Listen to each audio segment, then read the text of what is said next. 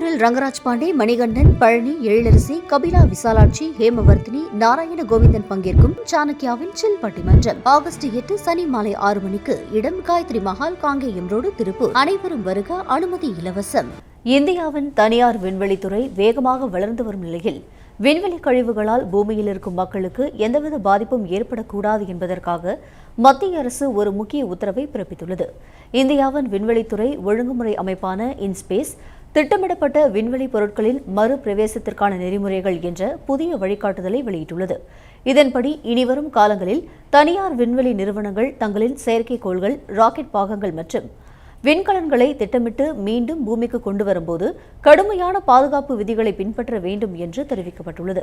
அதாவது விண்கலம் பூமிக்கு திரும்பும் போது பூமியில் இருக்கும் மனிதர்களுக்கு பாதிப்பு ஏற்படுவதற்கான சாத்தியக்கூறு 10,000ல் 1 பங்கு என்ற அளவிலிருந்து இறங்கக்கூடாது என்றும், இதனை தனியார் நிறுவனங்கள் விரிவான பொறியியல் ஆய்வுகள் மூலம் நிரூபித்தால் மட்டுமே விண்கலத்தை ஏவ அனுமதி வழங்கப்படும் என்றும் தெரிவிக்கப்பட்டுள்ளது. தவிர விண்கலம் மீண்டும் பூமியில் விழும்போது உலகத்தில் எந்த பகுதியில் சேதம் ஏற்பட்டாலும் அதற்கு இந்திய அரசோ அல்லது பொதுமக்களோ பொறுப்பாக மாட்டார்கள் என்றும், சம்பந்தப்பட்ட தனியார் நிறுவனமே முழு பொறுப்பையும் ஏற்க வேண்டும் என்றும் அந்த அறிக்கையில் கூறப்பட்டுள்ளது. இதற்காக நிறுவனங்கள் கட்டாயம் தேர்ட் பார்ட்டி காப்பீடு எடுக்க வேண்டும் என்றும் அறிவுறுத்தப்பட்டுள்ளது. தவிர வளிமண்டலத்திலேயே முழுமையாக எரிந்து சாம்பலாகிவிடும் சிறிய வகை செயற்கைக்கோள்களுக்கு இந்த மறுபிரவேச அனுமதி வாங்குவதிலிருந்து விலக்கு அளிக்கப்பட்டுள்ளது.